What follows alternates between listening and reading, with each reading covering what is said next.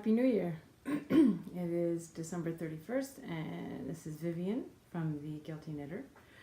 And I'm welcoming you to my knitting space. This is one of my New Year's resolutions. Well, not really resolutions, but things that I would like to try to change is to get my knitting room, and which is also serving as my practice area. I just want to get them organized, get this place organized. So I thought it would be fun for me, if not for you, to give you a little tour of my area. So I'm going to do that right now. Starting with this area here, which is my little sort of garden, indoor garden area, and looking out onto our back deck in the backyard. But it doesn't get a lot of sun. I got a new orchid for my birthday from my husband, which I was very pleased about. Sorry about all the sort of paraphernalia, but I just repotted one of my older orchid to see if I could rejuvenate it. We'll see. It's not looking all that good. And so this is my little garden indoors. Tiny little spot, and my mother sits on the wall right there. Hi, Mom, because she was a gardener, so I always decide to put her next to my flowers, my plants. And here's my dad. Well, he was kind of a goofball, as you can see. My brother took all these pictures, and I quite like them. And so, yeah, they both to keep me company in my practice and my knitting area. Now here is all my stash. Whoa! I know, it's quite a lot and it's quite messy. Yeah, these are all the things that I need to, well, some of these things are meant to be mended. This looks like a mending pile. This is a pile of yarn. I actually just bought this tuku wool to go with this and make some mittens. Anyway, so that's that. What else? What have I got here? Oh yeah, so this is my sort of desk thing, which is also covered in like paraphernalia. There's my more knitting things, some practice junk, mouthpieces, music, and my bulletin board with lots of memorabilia and whatnot, and calendars. This is my, what a mess this place is. Anyway, and there's my little pooch, Monty, who likes to keep me company while I'm in here. They're my knitting blocking mats. There you go. So that's it.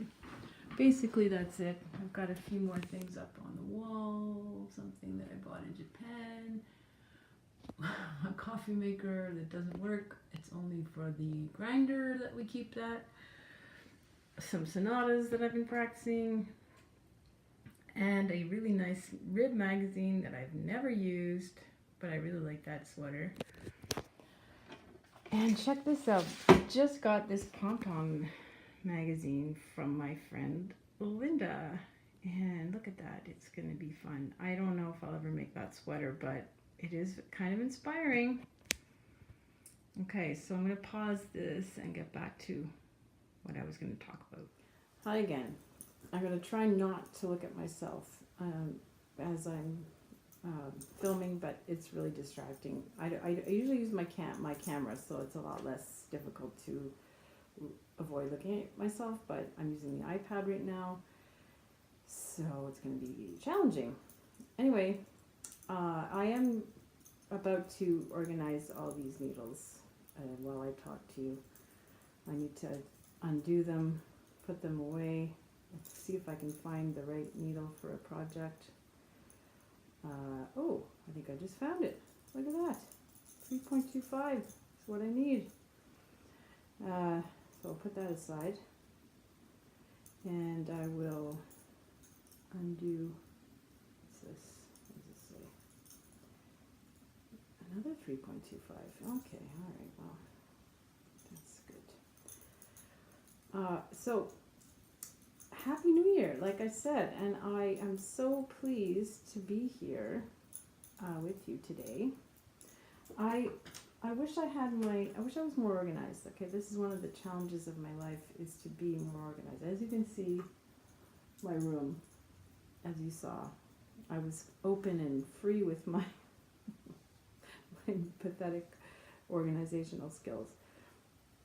So I am going to be more organized this year. In 2019, I'd like to see this place look better, get rid of this filing cabinet, which is an eyesore, and I don't need half the stuff that's in it. Marie Kondo, was that her name? The one that, the magic of cleaning up, tidying it up. She would say that all this stuff in my filing cabinet could be thrown out. All the old bills, almost all those papers could be thrown out, and I'm sure she's right. But I do have a lot of music and photocopies and this and that in there, so I would have to figure out what to do with those. But oh my gosh, it would be nice to get rid of this ugly monstrosity.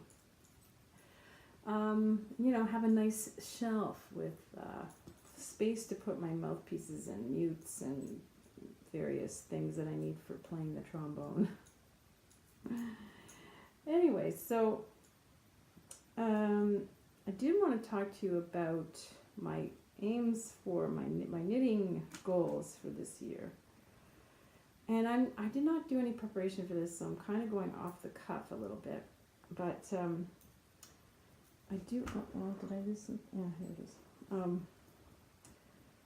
But I want to concentrate on things, on new techniques, and I've been inspired by the Knit Stars program that I bought, and I plan to put a lot of those things into practice. I'm going to try out some of the patterns that came with the kit, with the program. There are some really interesting things. So looking forward to trying out those things, some new things. But one of my main goals is to finish this sweater, which I've been talking about and ad nauseum for I don't know how long, the Birkin sweater. I did finish one sleeve, as you can see. There we go. The sleeve is done. And I was talking to my friend Nyla about this sweater and its challenges, and telling her that I was going to have to undo the neck. And of course it's a top-down sweater, so she was like, oh, I would never, and wouldn't know how to do that. And I'm like, well, I'm not sure how to do it either, but I'm sure there's a way. So I'm going to do it, because I'm not undoing all this color work to fix the neck. And okay, so another problem I had was, after I cast off the cuff here, which I did in a 2.75 needle, the rest of it is a 3.25 needle. I immediately started knitting the back. I started knitting the body again, which I had left on hold, and I started using a 2.75 needle. So I've been knitting with a 2.75 needle for like 2 inches maybe. I don't really think it makes that much of a difference, but I think I'm going to go back to I'm not going to pull that out because I don't really see that it's worth it, but I'll go back to the 3.25 for the rest of the body, I think, which is why I was looking for a 3.25 needle. But I found one, and I am about to go back to knitting with that, even though, my gauge is so off. It's supposed to be 26, and I'm getting kind of maybe 24, and with 2.75 needle I'm getting more like maybe 25, so that's stitches per 4 inches. It's a bit of a disaster really, this sweater, but I'm really hoping that I will finish it in the next month or two. That's my plan. And somehow or other make it a wearable sweater. As you can see, this part here, you see how that kind of indents right there? I'm hoping that's not going to look obvious when I'm wearing it. But, you know, I haven't blocked it yet, so hopefully it'll all block out, right? Famous last words. At any rate, it is what it is. What can I tell you? Oh, I just finished putting these on here, and now I have to take them off again. Silly me. So I wanted to show you something else that I got from Linda. She made me this gorgeous bag, project bag, and it's a really good size. So I think I can put my sweater in there even. I mean, it's not huge, but it's a good size. And this gorgeous little pin, which I've given its home right there because I think it's beautiful like that. Anyway, thank you, Linda. I just love it so much. And actually, I have to pay her back for this, but she also ordered me a bunch of yarn online. It's the Strops Lima. Hold on, there we go. And it's alpaca and merino. So yeah, I'm really happy with it. But the thing is, I wanted it for a certain project, which was the Deshen. The Deshen, like it's a top that has it's kind of I guess a kind of loosely knit, lacy thing here. It was very popular there for a while, and I thought it would be fun to knit it in this with mixing this merino alpaca that I just showed you with this silk that I had. So I did a little swatch, and I have a feeling it's not going to work because there's just no drape to it, and it really needs a drape here. Yeah. You see how it is? It's just, I think it's a really nice fabric, but it's not drapey. I don't see how it's going to be drapey, so I guess I'm not going to use that, which is too bad. I might try and find something else to use with that combination though, because it's really lovely. I would just need a lot more yarn to do anything with it, sadly. I would have just enough for that Deshen thing, but I don't think I have enough to do a bigger sweater. Oh well, I'll figure something out. I've never worked with black yarn before, and I'm sure that will be challenging because my eyesight's not so good.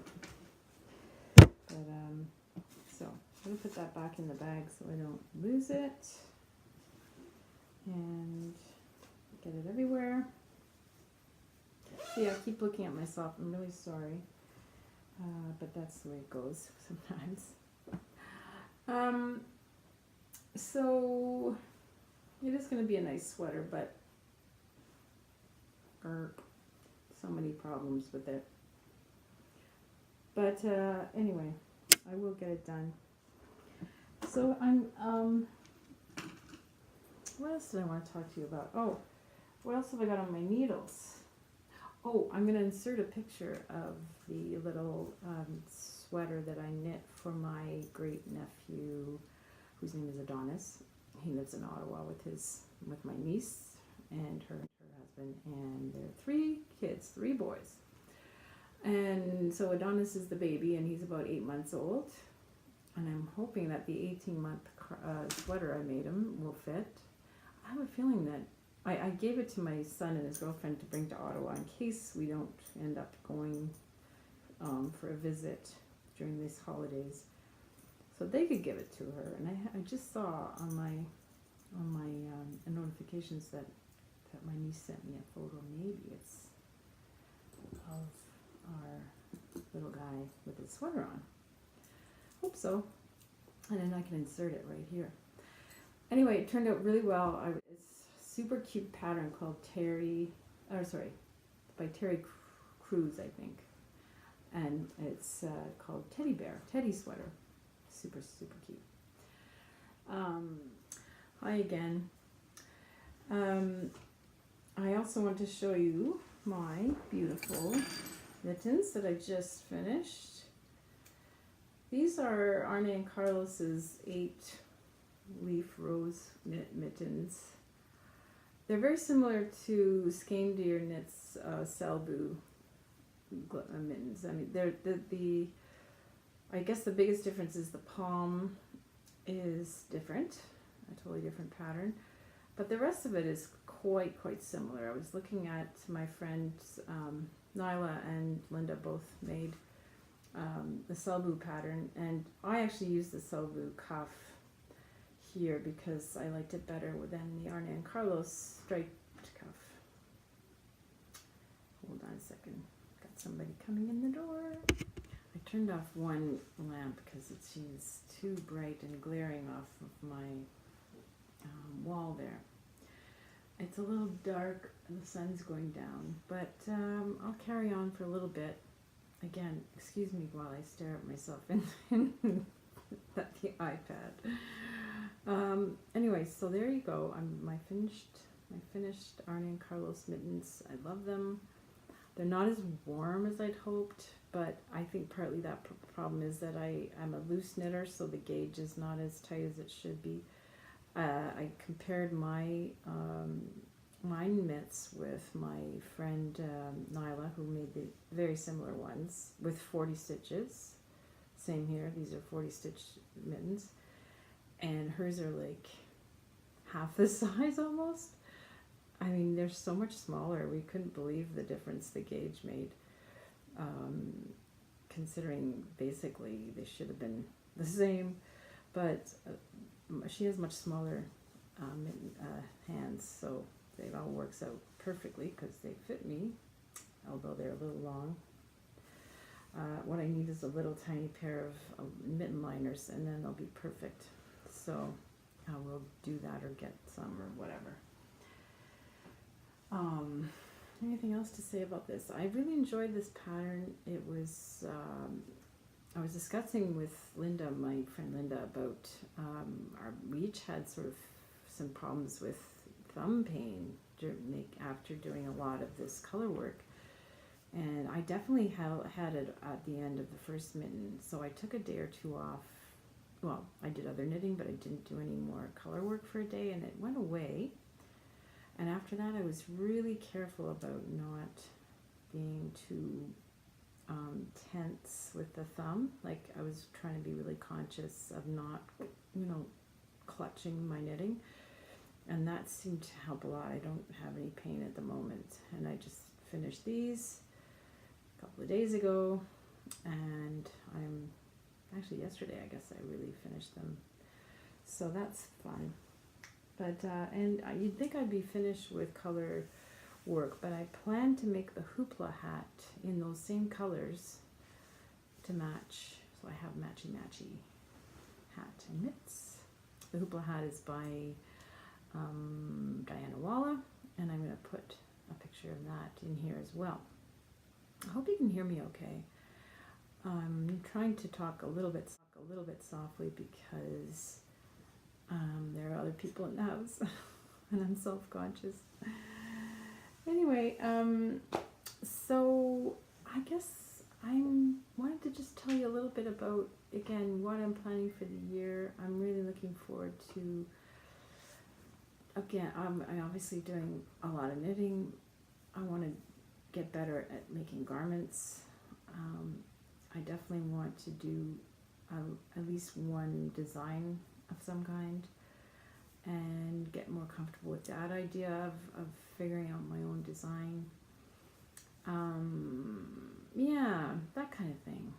So I just, I'm really looking forward to working at my craft, I guess, and getting better at it. I have other things that I also want to work on this year. I want to get better at blogging more regular. Yeah, so I want to keep writing as a priority because I really enjoy it, and it's a great way to express oneself. and I like it. So, and I have 2 blogs, the Vivian's Tranquil Garden blog and the Lee Martin Family Blog Solution, which is kind of a joint blog that my husband and I and our son work at here and there. Unfortunately, we don't post that regularly, but hopefully this year we will. I also want to keep up my practicing and see if I can bring that to another level. So many things. And it's always at the beginning of the year that you make all these promises to yourself, but and maybe some of them will, maybe some of them won't work out. I don't know. But I really want to make some changes in the way I, get things done, because I'm not very good at being self-motivated. And I don't know if you know the 4 tendencies. I am, if you do, just look it up, Gretchen Rubin, the 4 tendencies. And she talks about the 4 tendencies being obliger, upholder, questioner, and rebel. I'm an obliger. Didn't need to take the test to know that I'm an obliger, which means that you're good at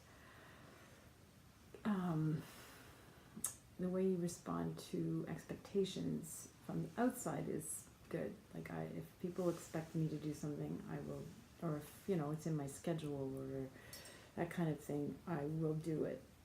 If I'm the only one, if I'm only beholden to myself, that's when I have trouble getting things done.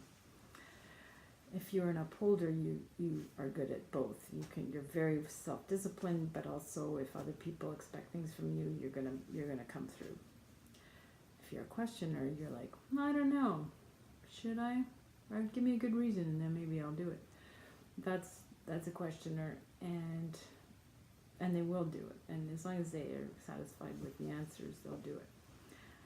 And a rebel is somebody who doesn't respond well to outer or inner expectations. So I don't know how they function in life.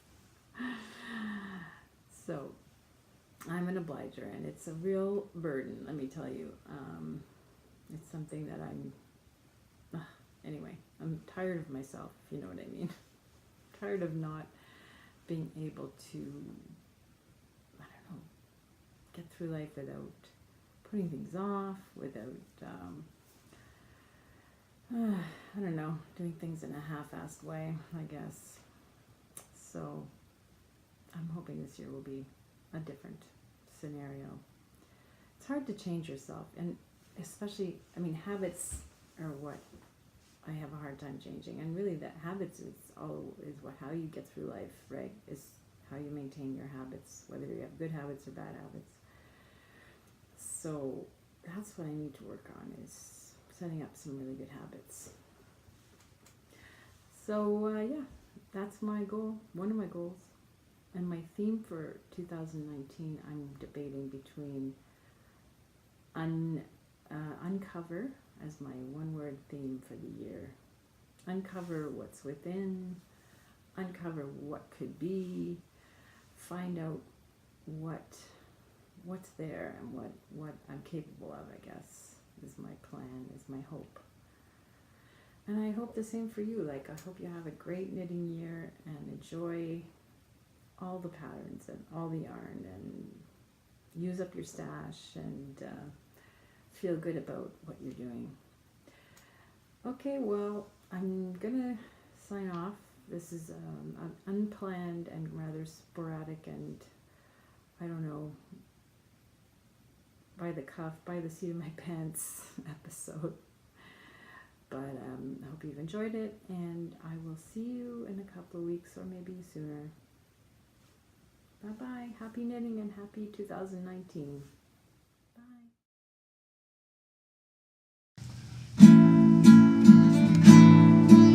The sun is shining.